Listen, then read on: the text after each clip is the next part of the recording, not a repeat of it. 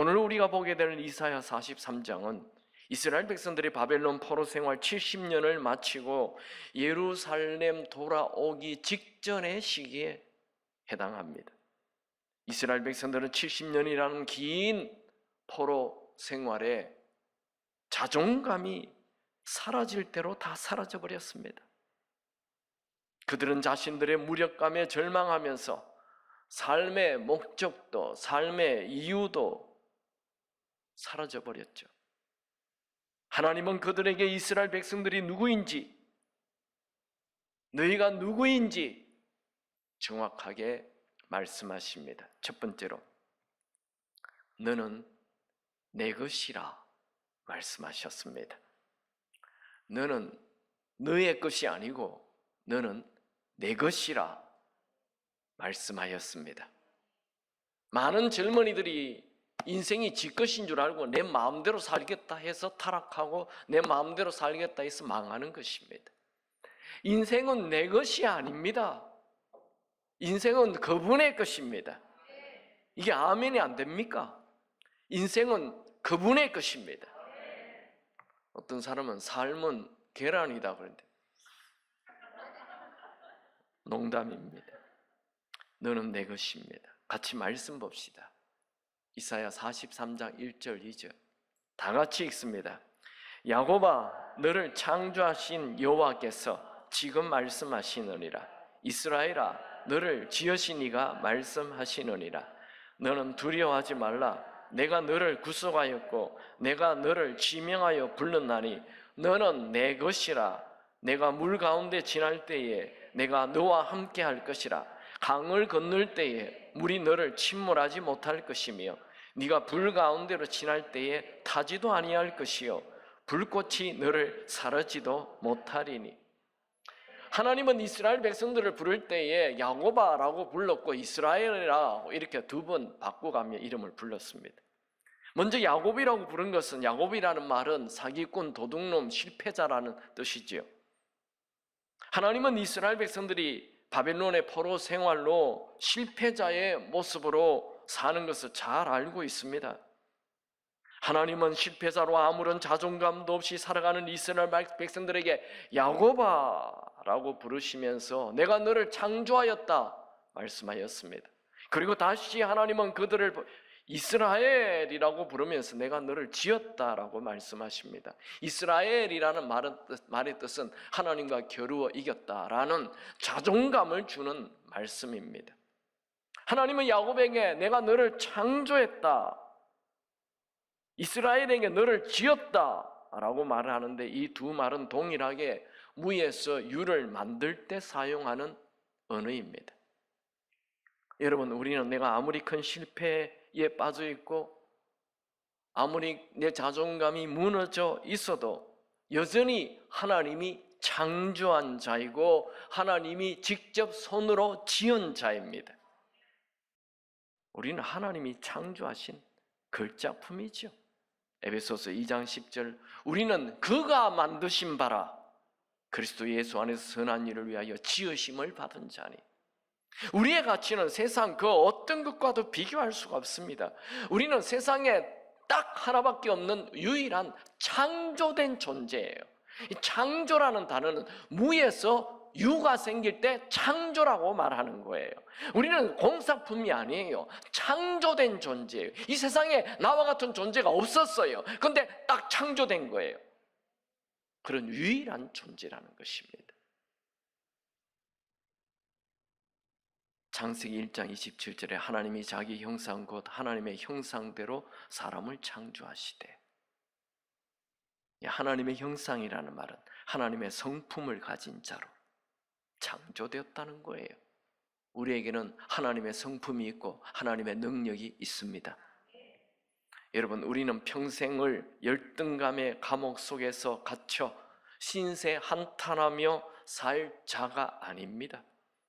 분명히 우리는 우연히 태어난 자가 아니고 하나님의 계획이 있어서 하나님이 창조한 자입니다. 시편 139편 16절에 내 형절이 이루어지기 전에 주의 눈이 보셨으며, 내 형절이 이루어지기 전, 즉 내가 태어나기도 전에 하나님이 나를 향한 계획이 있었다는 것입니다.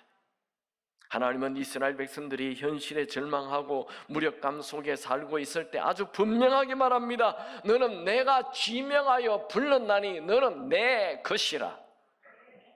내 것이라는 말은 하나님의 자녀라는 말보다도 더 강한 하나님의 속성, 하나님의 한 부분이라는 거예요. 아예 하나님의 몸이라고 말하는 것이죠. 여러분, 상황이 어려울 때 우리는 분명히 기억해야 합니다. 나는 하나님이 지명하여 부른 자이고 나는 여전히 하나님의 것이다. 그럼 다이아몬드는 쓰레기통에 있어도 다이아몬드인 거 아시죠? 무슨 일을 만나도 나는 하나님의 것이라는 것을 기억하십시오. 여러분이 하나님의 것이라는 것을 믿습니까? 그렇다면 초라하게 살지 마십시오. 하나님의 것에는 초라한 것이 없습니다. 하나님은 쓰레기를 만들지 않습니다. 하나님은 우리를 만드시고 잘못 만들었네 그렇게 말씀하지 않고 우리를 만드시고 보시기에 좋았다라고 말씀하였습니다. 하나님의 작품에는 모든 것이 다 하나님의 걸작품입니다. 여러분, 왕자는 왕자의 자존감이 있습니다. 여러분, 회장님의 아들은 회장님 아들의 자존감이 있죠. 여러분이 하나님의 것이라는 것을 믿는다면 지금의 상황과 상관없이 하나님의 것이라는 자존감이 있기 바랍니다. 하나님은 나의 과거, 나의 실수, 나의 죄 지음을 다 아시는데 나를 지명해서 콕 찍었어. 내 이름을 부르시면서 너는 내 것이라 말씀하십니다. 여기에 감동이 있습니다. 여기에 눈물이 있습니다. 여기에 가슴 벅참이 있습니다. 여러분, 우리의 자존감은 내 능력이나 내 실력이나 내 노력에 있는 것이 아닙니다. 우리의 자존감은 내가 그분의 것이라는 신분에 있습니다. 하나님은 이스라엘 백성들이 모두 하나님의 것이라고 말씀하시고 곧바로 네가 물 가운데로 지날 때 함께 할 것이고 강을 건널 때 물이 너를 침몰하지 못하게 할 것이고 불 가운데 지날 때도 타지 않도록 도울 것이라 말씀합니다.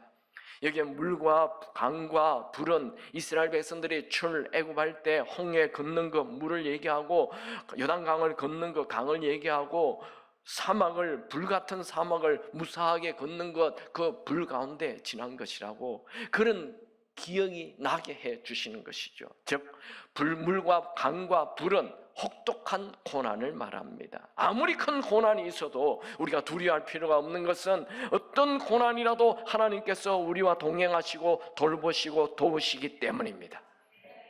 하나님의 것이니까 하나님이 지키죠. 아멘입니까? 하나님이 왜 지킵니까? 하나님의 것이니까. 부모가 왜 자식을 지킵니까? 부모의 것이니까. 할렐루야. 힘드십니까? 그럴 때마다 나는 하나님의 것이야. 나는 하나님의 것이야. 두 번째, 나는 누구입니까? 너는 내가 구속한 자라 말합니다. 너는 내가 구속한 자라. 너는 잃었다가 내가 찾은 자다. 그렇게 말합니다. 말씀 봅시다. 3절에서 4절 다 같이 읽습니다. 대저 나는 여호와 내 하나님이요 이스라엘의 거룩한 이요 내 구원자임이라. 내가 애굽에서 너를 속량물로 구스와 스바를 너를 대신하여 주었노라. 네가 내 눈에 보배롭고 존귀하며 내가 너를 사랑하였은즉 내가 너 대신에 사람들을 내어주며 백성들이 내 생명을 대신하리니.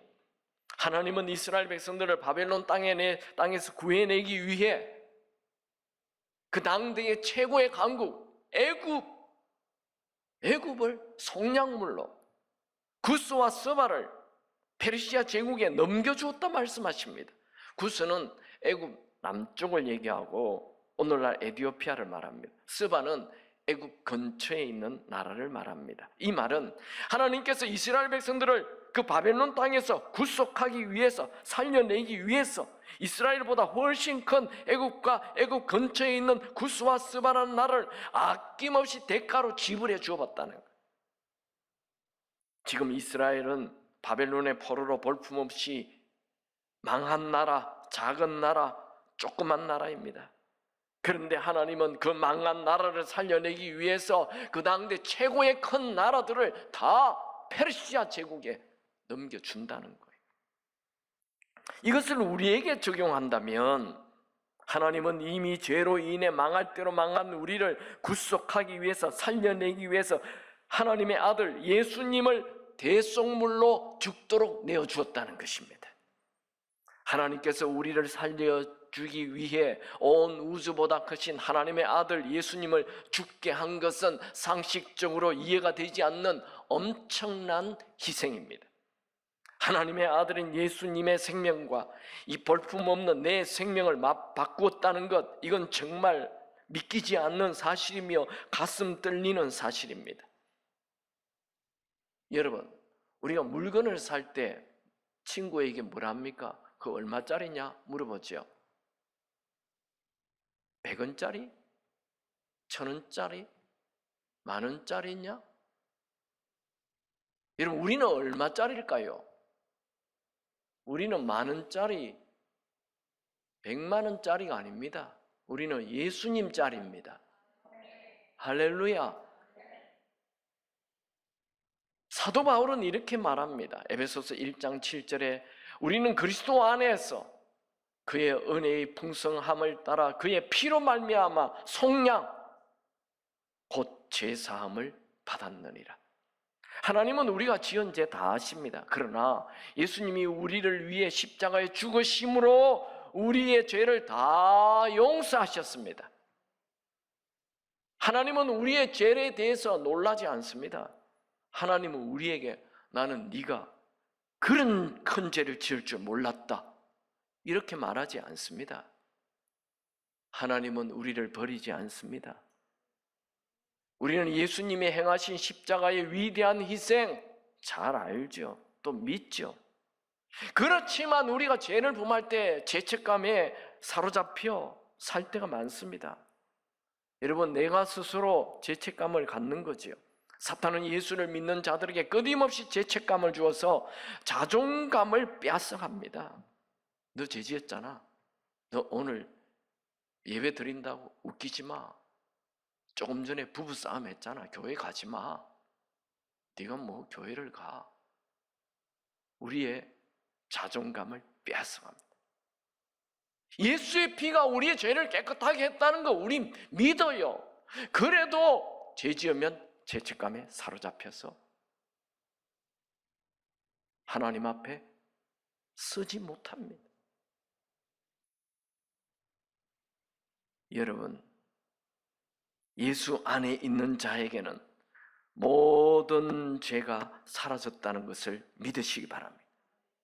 예수 안에 있으면 더 이상 하나님이 우리를 정죄하지 않습니다. 아멘입니까? 이 얘기는 평생 들어도 우리는 자꾸 잊어버려요. 조금만 하면 죄책감에 사로잡혀가지고, 조금만 실수하면 주눅들어 삽니다.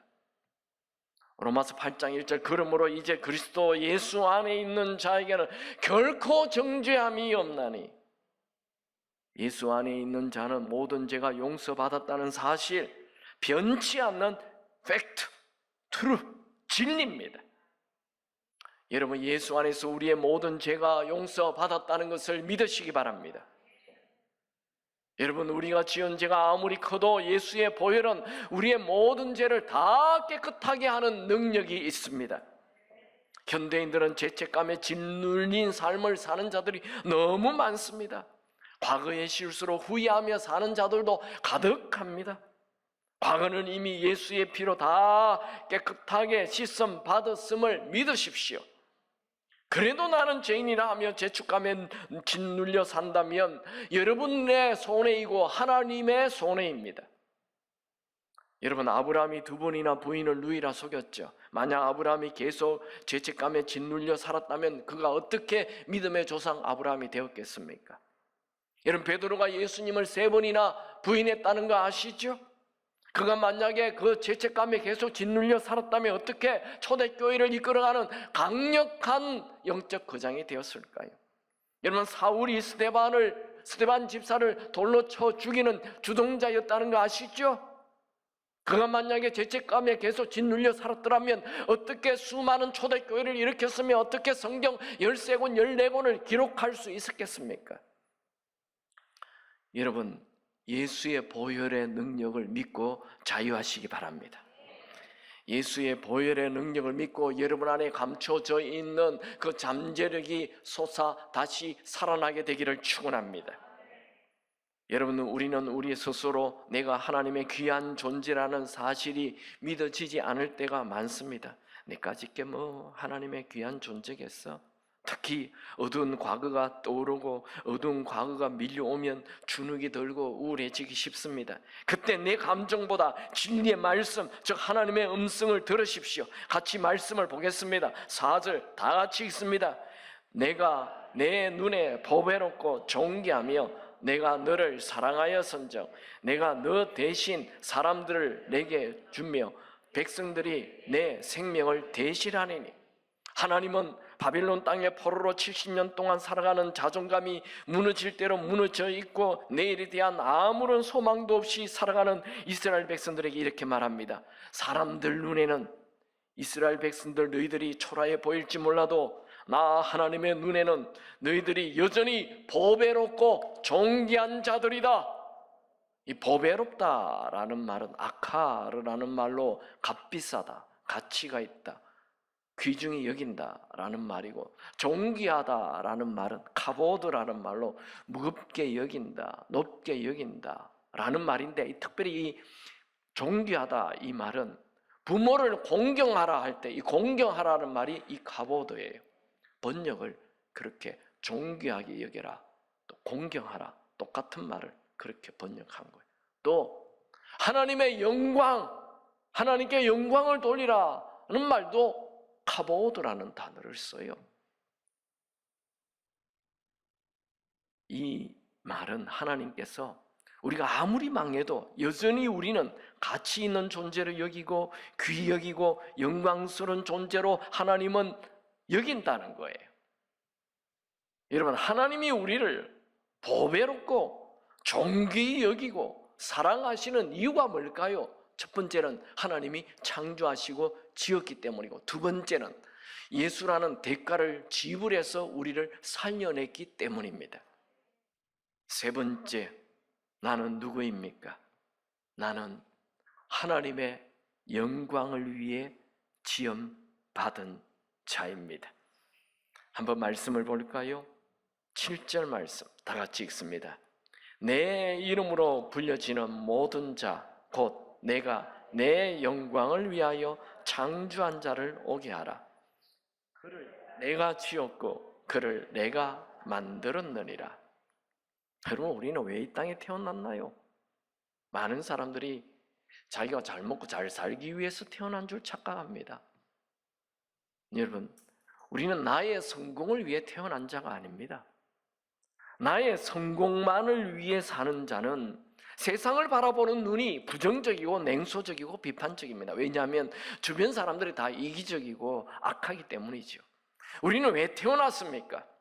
여러분, 우리가 이 땅에 태어난 목적이 무엇일까요? 만약 내가 사는 삶의 목적이 없다면 우리는 헛된 인생을 살고 있는 것이죠. 바울은 분명히 말하죠. 갈라디아서 1장 10절에 이제 내가 사람들에게 좋게 하랴, 하나님에게 좋게 하랴, 사람들에게 기쁨을 구하랴. 내가 지금까지 사람들의 기쁨을 구하였다면 그리스도의 종이 아니니라. 여러분, 내 주변 사람이 무엇이라 해도 하나님을 기쁘시게 하는 삶을 사십시오. 그것이 가치 있는 것입니다.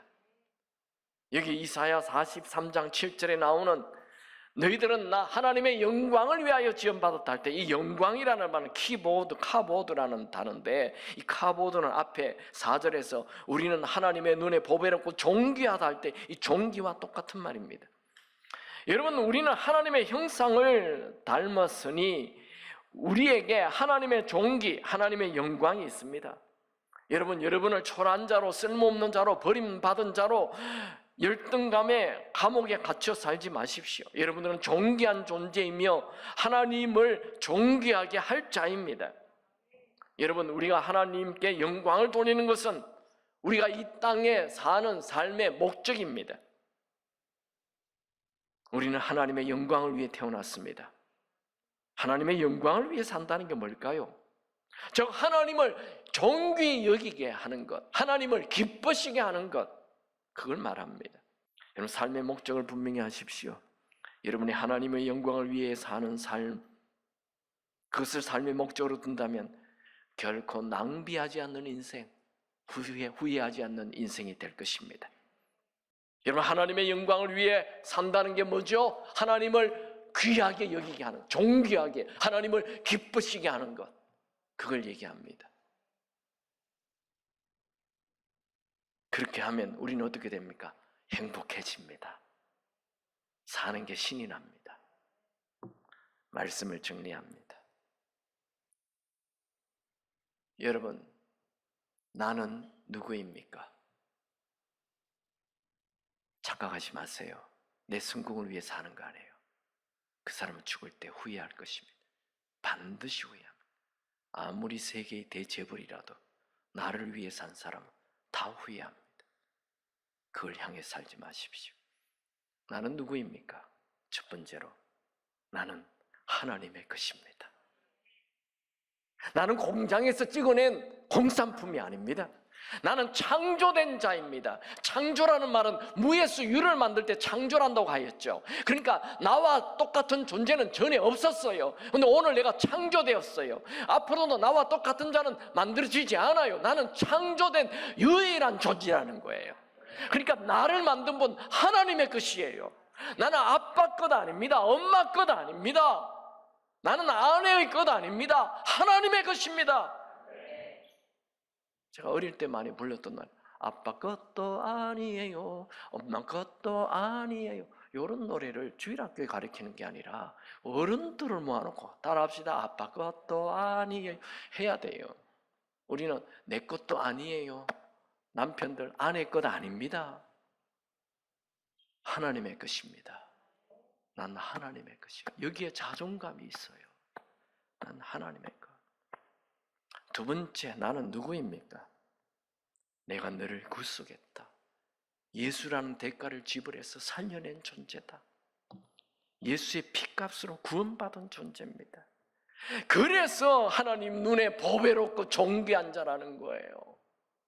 우리는 보배롭고 존귀한 자예요.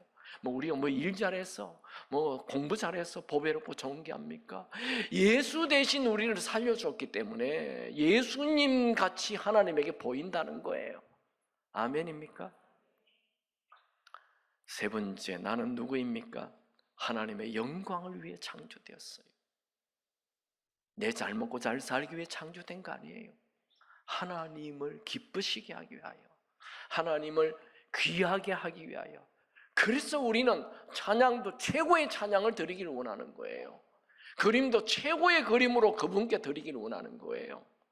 여러분, 전 세계가 하나님을 높일 때 가장 부유하고 가장 예술성이 뛰어났다는 거 아시죠?